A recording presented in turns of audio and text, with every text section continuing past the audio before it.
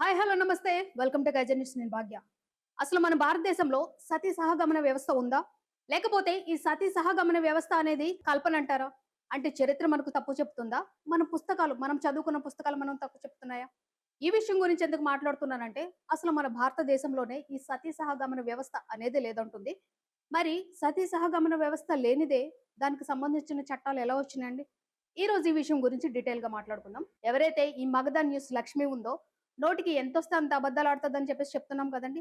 ఆవిడ హిందూ, ఓకే, ఆవిడ మతాన్ని ప్రొజెక్ట్ చేసుకొని కానీ జరిగిన చరిత్రను జరగలేదు అని చెప్పేసి ఎలా చెప్తారండి? దీని గురించి అడ్డమైన అబద్ధాలు ఆడడానికి కూడా ఎంతైనా వెనకాడదు అనమాట ఈ లక్ష్మి. సో ఈవిడేం మాట్లాడుతుందంటే, భారతదేశంలో హిందూ మతంలో సనాతనంలో సతీ సహగమనం అనే వ్యవస్థ ఉందా, ఆ ఆచారం ఉందా, అసలు లేని దాన్ని ఉన్నట్టుగా ఎందుకు చెబుతున్నారు? ఈవిడేం చెప్పిందంటే, ఇక్కడ లేని దాన్ని ఉన్నట్టు ఎందుకు చెప్తున్నారు అంటే, ఈవిడ చెప్పిన దాని ప్రకారం ఏంటిదంటే, అసలు సతీ సహగమన వ్యవస్థ అనేదే లేదు, పురాణాల్లో కూడా లేదు అని చెప్తుంది అనమాట.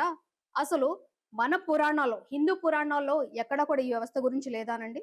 ఏదైతే ఈ విష్ణు ధర్మశాస్త్రం ఉందో, ఈ విష్ణు ధర్మశాస్త్రం ఏమని చెప్పిందంటే, సతీ సహగమనం అనేది ఒక మతపరమైన ఆచారంగా లేదా వితంతు పాటించాల్సిన ధర్మంగా పేర్కొన్న తొలి ధర్మశాస్త్ర గ్రంథాల్లో, హలో సిస్టర్, అసలు మన హిందూ పురాణాల్లో ఉందా అని అడిగినావు కదా, ఉంది, విష్ణు ధర్మశాస్త్రంలో ఉందన్నమాట. సో తొలి ధర్మశాస్త్ర గ్రంథంగా చెప్పిన గ్రంథాల్లో మొదటిదన్నమాట. ఇకపోతే ఇది ఎప్పుడు రాశారంటే, క్రీస్తు శకం 300 నుండి క్రీస్తు శకం 600 మధ్య కాలంలో ఈ ధర్మశాస్త్రం రాసినట్టు చరిత్రకారులు చెప్తారనమాట. హిస్టరీని మాట్లాడుకుందాం. ఈ విష్ణు ధర్మశాస్త్ర గ్రంథంలో ఎక్కడ రాసుంది అని అంటే, 25వ అధ్యాయంలో భార్య యొక్క ధర్మాలను వివరిస్తూ భర్త మరణించిన తర్వాత భార్య ఎలా ఉండాలో సూచించారు. ఎగ్జాక్ట్ గా చెప్పాలంటే 25వ అధ్యాయం శ్లోకం 14 అనమాట. సో భర్త మరణించిన తర్వాత భార్య అనుసరించాల్సిన 2 మార్గాల గురించి ఇక్కడ చెప్పారనమాట. ఫస్ట్ ఏంటిదంటే బ్రహ్మచర్యం, అంటే భర్త చనిపోయిన తర్వాత వితంతు ఎవరైతే ఈ భార్య ఉన్నారో అత్యంత నిరాడంబరంగా కఠినమైన నియమాలు పాటించడం. ఫర్ ఎగ్జాంపుల్, ఉపవాసం చేయాలి, కఠిన నేలపై పడుకోవాలి, సాధారణ జీవితం గడపాలి. లేదా, హలో, లేదన్నావు కదా సతీ సహగమనం, లేదా సహగమనం. ఒకవేళ ఆమె కఠిన జీవితాన్ని గడపలేకపోతే, నా వల్ల కాదు ఇలా బతకడం అని అనుకుంటే, భర్త చితిపై ఆత్మాహుతి చేసుకోవడం అని అనమాట. ఈ ఆత్మాహుతి చేసుకోవడం, సతీ సహగమనం చేసుకోవడమే శ్రేష్టమైన మార్గం అని పేర్కొంది ఈ గ్రంథమే. ఓకే, ఇకపోతే ఇంతకు ముందు ఏ వేదాలలో గాని ధర్మసూత్రాల్లో గాని ఈ సతీ సహగమనానికి సంబంధించిన నేరుగా మతపరమైన ఆమోదం లేదు. బట్ ఈ ఒక్క బుక్ లోనే ఏదైతే విష్ణు స్మృతి ఉందో, ఒక ధార్మికమైన ఎంపికగా మార్చాయి అని అనమాట. మరి లేదు అని అంటావేంటిది? అంటే ఎప్పుడైతే ఈ బుక్ లో లిఖించారో, ఈ లిఖించిన తర్వాత ఏదైతే ఈ సతీ సహగమన ఆచారం ఉందో, దానిని ఒక రిలీజియస్ శాంక్షన్స్ గా, అంటే ఒక చట్టబద్ధమైనది, మన ఆచారాలలో ఇది చాలా ప్రాముఖ్యమైనది, ఇలా చేస్తే మనము స్వర్గానికి వెళ్ళిపోతాము అనే ఒక మూఢ నమ్మకాన్ని కలిగించింది అనమాట. ఇంకా ఏంటిది, ఈ విష్ణు స్మృతి ఏం చెప్పింది? సతీ సహగమనము ఒక నిర్బంధం కాకుండా ఒక ప్రశంసనీయము, ఒక గొప్ప పని అన్నట్లుగా ప్రదర్శించింది. అంటే ఎవరైతే భార్య ఉందో ఆ భార్య గనక భర్తతో పాటు చనిపోతే ఆమెకి స్వర్గలోకం అనేది ప్రాప్తిస్తుంది అని చెప్పేసి ఈ విష్ణు ధర్మశాస్త్రమే చెప్పింది. మరేం చేద్దాం దీనికి? అంటే నువ్వు లేవన్నావు కదా, ఏ ధర్మశాస్త్రాల్లోనూ లేకపోతే మన పురాణాలు లేవన్నావు కదా, దాని గురించి ఇది చెప్పాలి. ఇంకా మాట్లాడవు దాని గురించి కూడా సతీ లేదు, ఉత్తరాదిలో ఉంది, అది కూడా నార్త్ లోని రాజ్పుత్ కుటుంబాల మీద జరిగినప్పుడు, రాజ్పుత్ కుటుంబాల మీదకి ముస్లిం ఇన్వైడర్స్ 1300 1400 సంవత్సరాల సమయంలో వాళ్ళు వచ్చి ఆ రాజ్యాలను చెరపట్టడానికి రాజులను చంపేసి రాజుల బిడ్డల్ని చంపేసేస్తే, ఆ భర్తలు పిల్లలు అందరూ కళ్ళ ముందు చనిపోతే అంతఃపురాన్ని ఆక్రమించేసి రాణుల్ని చెరపట్టి వాళ్ళని బలాత్కరించడానికి సిద్ధమవుతుంటే, వాళ్ళతో పిల్లల్ని కనడానికి కూడా ముస్లిం ఇన్వైడర్స్ అత్యంత దారుణంగా వ్యవహరిస్తుంటే, ఆ సమయంలో తమ కళ్ళ ముందే చనిపోయిన బిడ్డల్ని భర్తల్ని చంపిన వాడితో ఉండలేక వాళ్ళ ప్రాణాలు తృణప్రాయంగా వదిలేసి భర్త కోసం, తమ రాజ్యం కోసం తమ బిడ్డలు తమ కళ్ళ ముందే పాడైపోతుంటే, ఇలాంటి బతుకులు మాకు అవసరం లేదని ఎవరైతే కుల సతులు ఉంటారో, ఎవరైతే భార్యలు ఉంటారో, ఆ భర్తని వీడలేక బతకలేక ఉంటారో, వాళ్ళు అప్పటికప్పుడే దూకి కొంతమంది, లేదంటే ఏదో ఒక రకంగా తమను తాము అగ్నికి ఆహుతి చేసుకున్న వాళ్ళు కొంతమంది. ఆ విధంగా సతీ సహగమనం అనేది జరిగింది. సతీ అనేది ఈవిడ చెప్తున్న దాని ప్రకారం ఏంటిదంటే, ఈ సతీ సహగమన వ్యవస్థ అనేది 1300 1400లో వచ్చింది, అంతకుముందు లేదు అని అంటుంది. ఉందా లేదా చూద్దామండి. మనము హిస్టరీలోకి వెళ్తే గనక 510లో ఎరాన్ శాస్త్రం అని చెప్పేసి ఒకటి ఉంటుందండి. కావాలంటే చెక్ చేసుకోవచ్చు. ఓకే. ఈ ఎరాన్ శాస్త్రంలో ఏంటిదంటే గోపరాజు అని చెప్పేసి ఒక సైనిక అధికారి ఉండేవాళ్ళు. ఆయన యుద్ధంలో చనిపోయిన తర్వాత ఆయన భార్య కూడా సతీ సహగమనం చేసుకుందని చెప్పేసి మనకి శాసనాలు కనిపిస్తాయి. మీరు కావాలంటే గూగుల్‌లో కూడా చెక్ చేసుకోవచ్చు. ఒక శాసనమే కనిపిస్తుంది. ఇక్కడ కొంతమంది అంటారు, ఆమె ఇష్టపూర్వకంగానే చనిపోయిందా? లేకపోతే బలవంతంగా చనిపోయిందని చెప్పేసి నువ్వెట్లా చెప్తావంటే, నేను ఇష్టపూర్వకంగా చనిపోయిందని చెప్పట్లేదు. బలవంతంగా చనిపోయిందని అని కూడా చెప్పట్లేదు.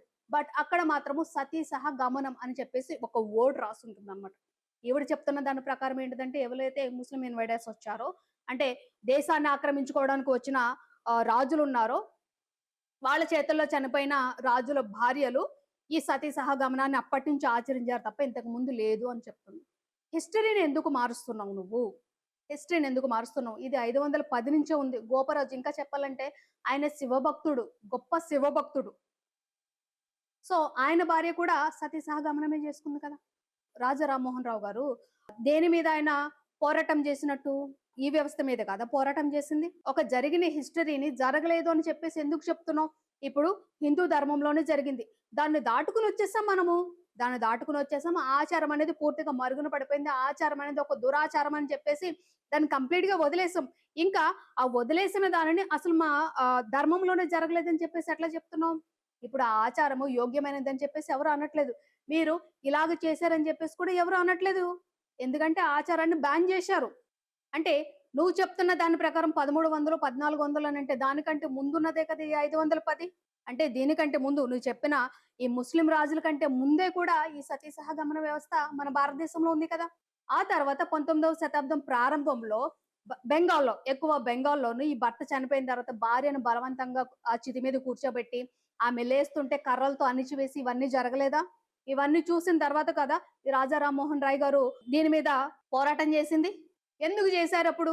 అప్పుడెందుకు చేశారంటే ఎవరైతే ఈ భార్య ఉంటుందో, ఆ భర్త చనిపోయిన తర్వాత భార్య ఉంటుందో అప్పుడు మనకి జాయింట్ ఫ్యామిలీస్ కదండీ!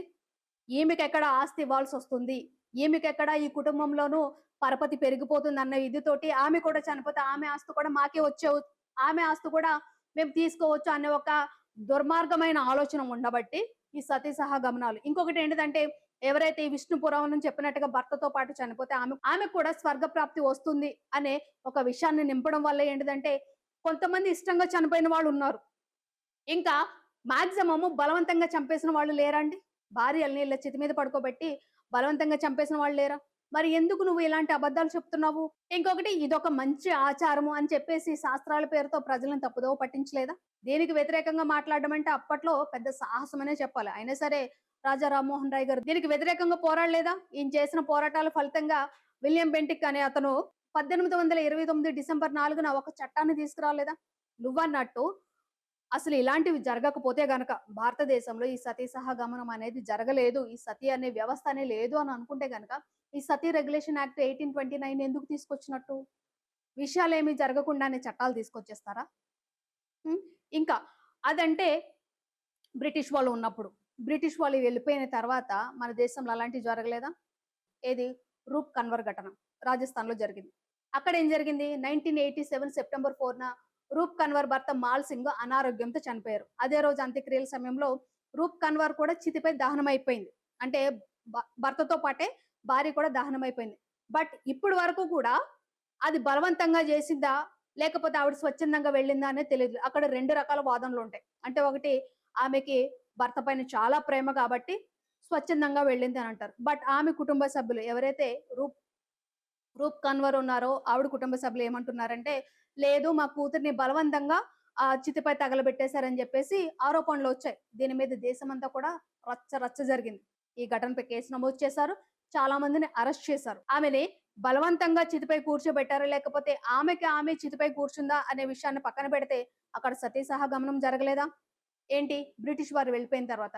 మరి జరిగిన తర్వాత కూడా నువ్వు లేవని చెప్పేసి ఎట్లా చెప్తున్నావు నువ్వు?